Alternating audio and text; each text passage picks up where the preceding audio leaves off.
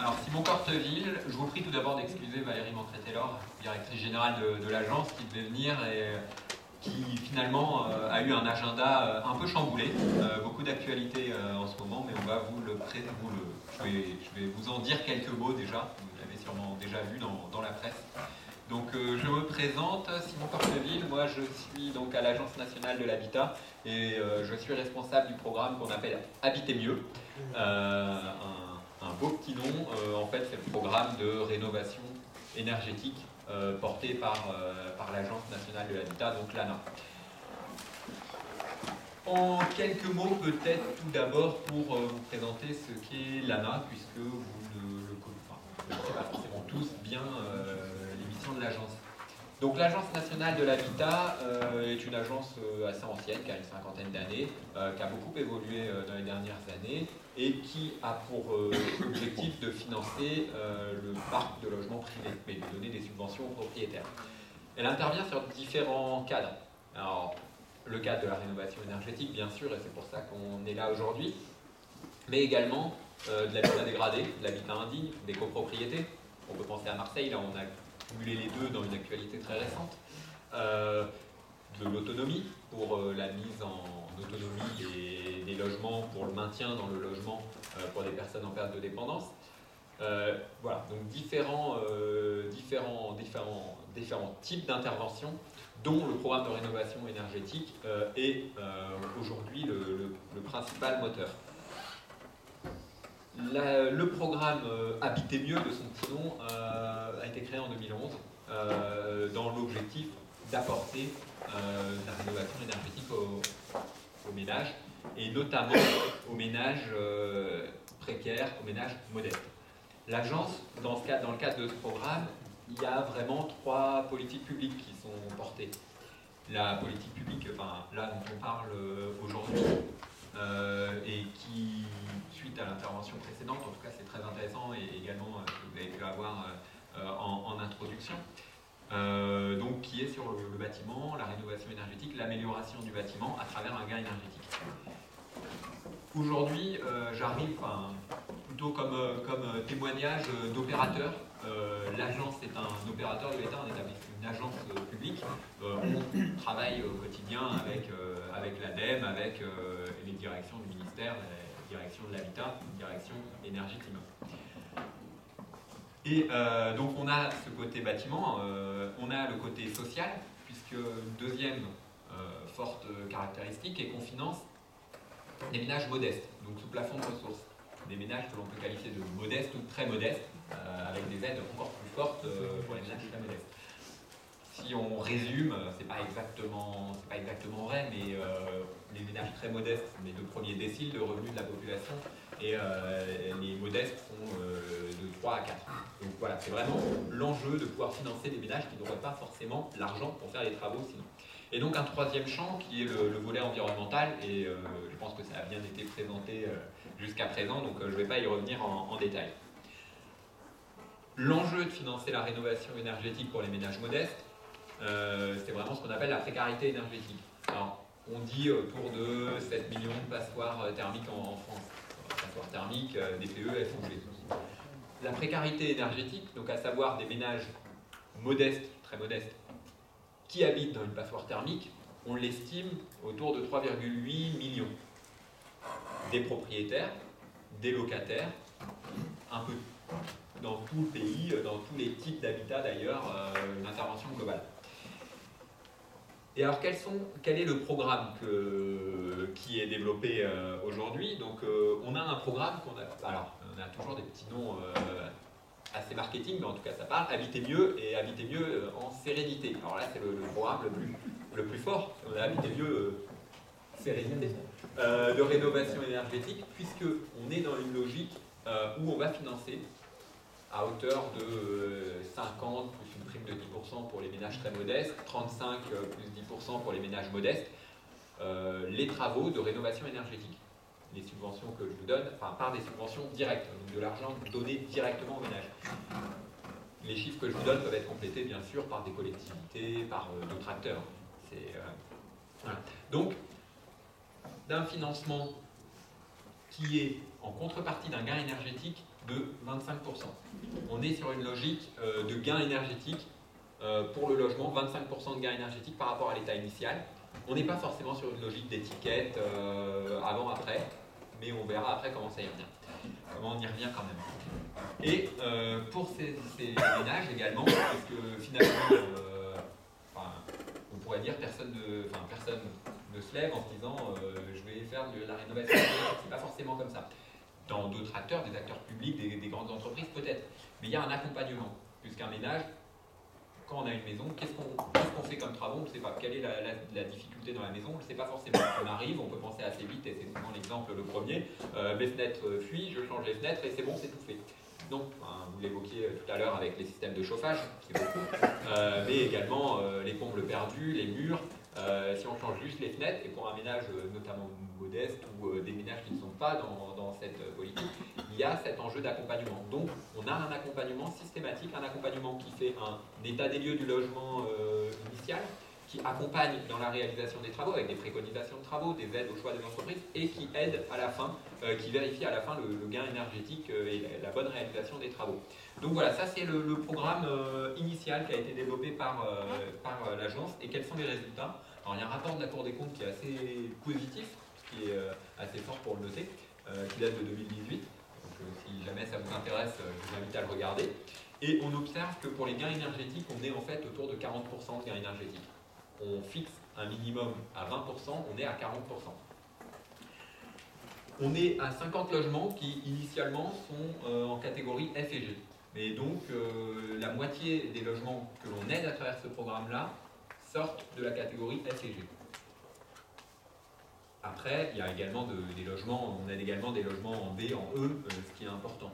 Et on voit qu'on est sur une vision. Alors, il y a deux choses. Il y a la vision aujourd'hui, qu'est-ce qu'on fait dans les 10 ans à venir. On est plutôt là-dessus, avec le premier niveau de travaux, pour aller après, éventuellement, vers du BBC. Mais c'est le débat qui a commencé tout à l'heure. Et donc, on est sur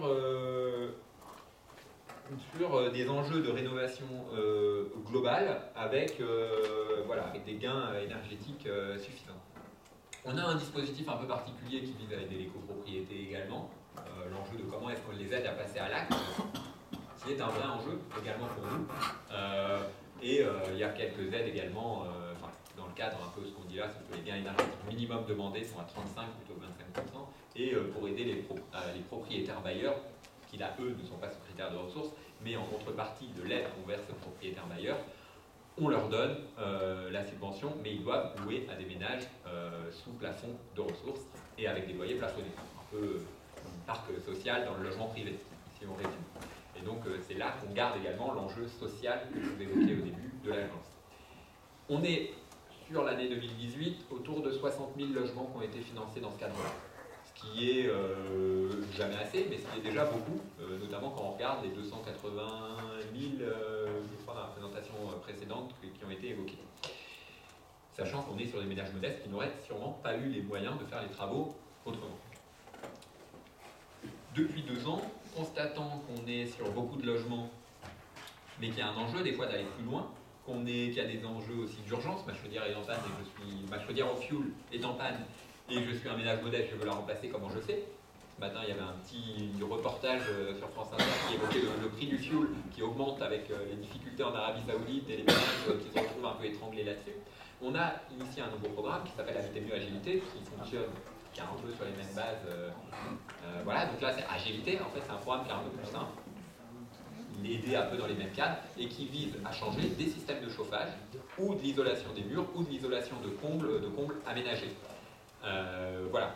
Donc, on l'a parce qu'on voit que le chauffage, notamment, est le principal poste et qu'il y a encore beaucoup de chaudières au fioul, par exemple. Et donc là, on est sur une logique qui est un peu, on est un peu sur deux logiques. Alors, on avait la rénovation globale jusqu'à présent, mais de dire que même cette rénovation globale, alors on est, la moitié des travaux sont en dessous de 20 000 €, l'autre moitié au-dessus, de ceux qu'on finance dans le cadre du programme global. Mais imaginons 20 000 €, si on donne 10 000 €, si on donne 12 000 € côté agence nationale de l'habitat et 3 000 € par une collectivité, il reste 5 000 €, c'est beaucoup pour un ménage. Et donc l'enjeu de se dire comment est-ce que le ménage, on peut également l'aider par un parcours travaux, voilà, qui pose des difficultés, mais de se dire, on fait l'isolation des murs cette année, et peut-être dans 2 ans, il fait la chaudière, etc. Alors c'est l'enjeu du parcours travaux, et de se dire, de manière pragmatique, il faut réussir à toucher davantage de ménages. Donc c'est un programme qui a 2 ans, qui se cumule à ce qu'on faisait avant, puisque nos chiffres, je peux inviter mieux, sérénité, continuent à augmenter.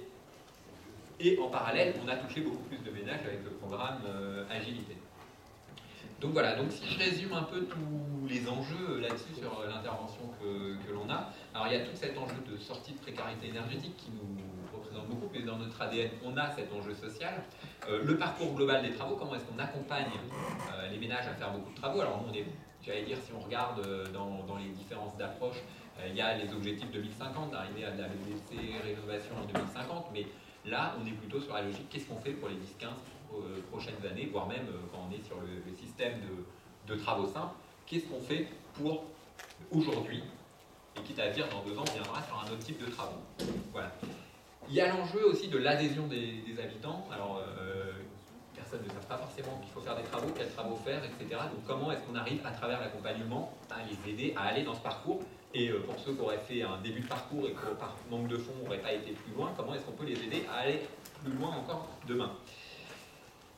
Comment est-ce qu'on arrive à la solvabilisation des ménages, puisqu'on est sur les ménages les plus modestes. Finalement, la rénovation énergétique, c'est très bien. Quand on a de l'argent, on peut le faire et puis ça améliore, voilà. Et puis on fait un geste pour le climat et puis on voit le gain sur 10 ans, 15 ans, 20 ans, ou sur la revente des maisons. Les ménages précaires, c'est difficile de voir le gain sur 15 ans quand on est propriétaire. Donc il faut les solvabiliser. Et donc voilà, c'est différentes actions avec différents enjeux. Alors concrètement sur le terrain, comment est-ce qu'on passe? Il y a l'enjeu aussi de pouvoir travailler avec les acteurs de terrain. Les acteurs de terrain, quels sont-ils? Les collectivités, avec qui on a à peu près la moitié de la France, avec qui on a contractualisé. En termes de collectivités, on contractualisé à travers ce qu'on appelle des opérations programmées, bon, je vais éviter le jargon, pour qu'elles puissent être un relais également sur le terrain. Donc, contractualisation, l'ANA fonctionne avec les différentes directions dans chaque département de l'État, dans les préfectures, et qui contractualise avec les collectivités pour porter cet accompagnement vis-à-vis des ménages. Donc, il y a bien sûr les collectivités, il y a les réseaux de conseillers en lien avec l'ADEME, alors le réseau FER, et il y a également les entreprises qui sont également souvent les premières, enfin, les entreprises ou les artisans les premiers à être auprès des ménages et à pouvoir les aider, les ménages modestes notamment, à se solvabiliser et à leur faire connaître les ENM. Donc pour les chiffres, je vous disais qu'on était sur notre programme de rénovation énergétique autour de 60 000. Cette année, on a un objectif de 75 000 qui devrait être à peu près atteint. Pour une intervention globale, je vous disais que la rénovation énergétique dans le cadre de l'agence, c'est le principal. On est sur un objectif global de 75 000 en rénovation énergétique pour 120 000 logements aidés au total par l'Agence nationale de l'habitat. Voilà. Donc voilà, on est sur des tendances qui sont à la hausse avec une actualité assez forte. Les aides de l'ANA, alors je parlerai un peu moins des autres aides qui ne sont pas directement de mon ressort, mais les aides de l'ANA trouvent leur place dans un écosystème de différentes aides en visant les ménages modestes, mais à côté vous avez, alors il y a tout ce qui va être en jeu du logement social, mais on a les bailleurs sociaux, le parc, et aujourd'hui les passoires thermiques dans le logement social, c'est beaucoup plus rare. L'enjeu de rénovation est beaucoup plus suivi par les politiques publiques. Et j'allais dire qu'entre guillemets, c'est presque plus simple, même si je ne limite pas les enjeux. Et il y a d'autres actions en parallèle. Aujourd'hui, il y a le crédit d'impôt. Je vais y revenir dans 2 minutes sur les réformes en cours. Et les certificats d'économie d'énergie, qui est un dispositif un peu complexe. Je pourrais y revenir dans les questions, mais c'est assez complexe, mais en tout cas qui apporte des financements liés à des gains énergétiques et à des économies d'énergie réalisées in fine. Alors dans l'actualité récente, et je vais vous laisser la parole ensuite pour qu'on puisse avoir un temps de débat suffisant, et l'enjeu est bien de pouvoir échanger. Donc il y a différentes choses sur lesquelles le gouvernement et sur lesquelles les politiques publiques essayent d'avancer. Il y a l'enjeu de l'accompagnement. Aujourd'hui, l'accompagnement est très important. Le programme que je vous disais, tel que je vous l'ai présenté avec l'accompagnement que l'on a, en fait, on voit que c'est un gage de qualité des travaux. dans le cadre du programme Habiter mieux sérénité. De qualité, pourquoi? Parce que je suis également, quand on voit que 10% des rénovations se font avec un gain énergétique négatif, ça pose question. Quand on voit finalement les travaux qui sont faits, sont-ils les bons? Ça pose également question. Quand on voit même des ménages qui pourraient se dire je fais un geste de travaux, je ne fais pas les autres, de pouvoir avoir le bon conseil pour connaître son logement et connaître ce qu'il y a à faire et avoir quelqu'un qui puisse accompagner pour également avoir un bouclier contre aussi de la fraude ou des abus ou des personnes qui installeraient des mauvais conseils. Donc cet accompagnement, c'est un point clé et un point majeur. Il y a eu communication gouvernementale dernièrement, tout le réseau des conseillers de l'ADEME sur le territoire, de la part de la France, alors c'est ce qu'on appelle les espaces info-énergie, les agences locales de l'énergie. Il y a l'enjeu de pouvoir bien financer et bien structurer ce réseau. Et donc, il y a un montant de financement de 200 millions d'euros qui a été annoncé il y a à peu près un mois, même pas, 15 jours, par le gouvernement pour prendre la suite et qui finance et qui améliore les financements pour les réseaux ADEME de conseillers sur le terrain. Que les personnes puissent avoir un conseiller à appeler ou qu'ils puissent avoir des solutions pour accompagner leur programme de travaux. Il y a l'enjeu également du crédit d'impôt pour la transition écologique. Le crédit d'impôt, comme son nom l'indique, est un crédit sur les impôts, et donc au moment de sa déclaration d'impôt, on renseigne et in fine, on a un crédit sur ses impôts ou une prime si on est modeste. Donc c'est-à-dire que j'ai fait mon devis il y a 3 ans, j'ai mis 2 ans à faire mes travaux, je l'ai fait ma déclaration d'impôt en avril. Là aujourd'hui, je touche mon crédit d'impôt. Donc il y a du délai et on voit bien que l'enjeu pour les ménages modestes est délicat. Donc le gouvernement a décidé, et c'est annoncé par Nicolas Hulot initialement et dans le programme du gouvernement, de transformer ce crédit d'impôt en une prime qui serait versée aux ménages au moment de la réalisation des travaux, c'est-à-dire en amont, ou en même temps que les travaux, plutôt qu'un crédit d'impôt in fine. Le crédit d'impôt, alors il y a beaucoup de questions, bénéficie plutôt des cibles supérieures de la population. Est-ce parce que ce sont eux qui font le plus de travaux? Est-ce parce qu'ils connaissent également peut-être mieux le sujet et qu'il y a un taux de perte par ailleurs? Enfin, il peut y avoir plusieurs raisons. En tout cas, il y a cette transformation dans l'objectif de le rendre plus simple à travers une prime au moment des travaux, et plus simple et plus lisible, de le rendre plus juste en recentrant également vers les ménages modestes, avec des financements qui seraient plus forts pour les ménages très modestes, puis modestes, puis ménages intermédiaires.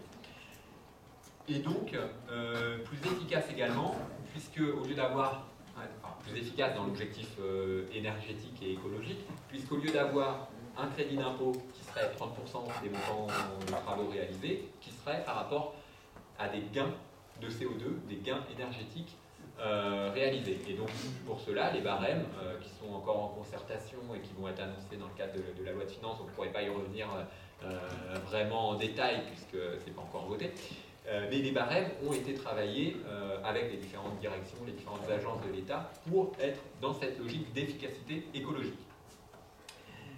Et cette aide donc, va être distribuée, techniquement ça va être distribué par l'ANA, par l'Agence nationale de l'habitat, à partir de 2020 pour les ménages modestes et très modestes, et de 2021 pour d'autres ménages. Et donc tout cet enjeu, c'est de revenir sur la question de la solvabilisation que j'évoquais tout à l'heure. Dernier petit sujet d'actualité, enfin grand sujet d'actualité que je voulais évoquer, c'est également le fait qu'on a des aides qui marchent, ça avance, il y a de quoi faire, mais enfin, on va pas se satisfaire de ça puisqu'il faut encore faire 2 fois plus de rénovation énergétique. Si on dit 7 millions de passoires et qu'on rénove 500 000 logements par an, ce qui n'est pas le cas aujourd'hui, et en comptant que ce ne sont que des passoires thermiques, ça veut dire qu'il faut quand même 15 ans pour arriver à rénover le tout. Donc, il faut poursuivre l'effort. Et aujourd'hui, dans ce qu'on voit, on touche beaucoup les propriétaires occupants et il y a l'enjeu, alors quelqu'un disait tout à l'heure, des copropriétés. C'est toujours plus compliqué dans une copropriété de rénover. Il y a beaucoup d'intérêts divergents qui se croisent, de désaccords, d'arbitrage, et donc c'est délicat. Et là, il y a des réflexions qui se posent. Et également, pour tout ce qui est locataire, un propriétaire bailleur, comment est-ce qu'on lui donne un intérêt à rénover son logement? par de la contrainte, par la loi. Et la loi, et donc là, les débats ont été assez récents sur la loi énergie-climat, pour se dire, est-ce qu'on interdit la location de passoires thermiques, dans quel cadre, à quelle date?